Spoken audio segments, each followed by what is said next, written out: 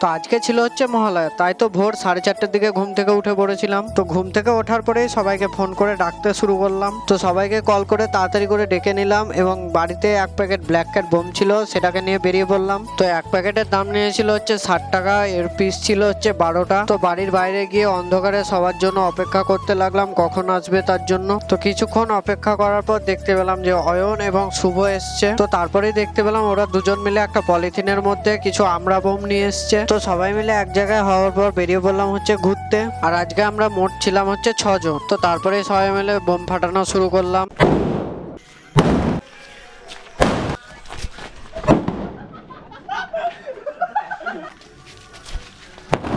তো বোম ফাটানো কমপ্লিট হয়ে যাওয়ার পর তারপরে চলে গেছিলাম হচ্ছে চায়ের দোকানে চা খেতে। তো তারপরে আমাদের সবাইকে দাদু চা দিতে শুরু করলো। তো চা দেওয়ার পর সবাই মিলে চা খাওয়া শুরু করে দিলাম। তো ফাইনালি এখন আমি গরম গরম চাটা পান করতে থাকি।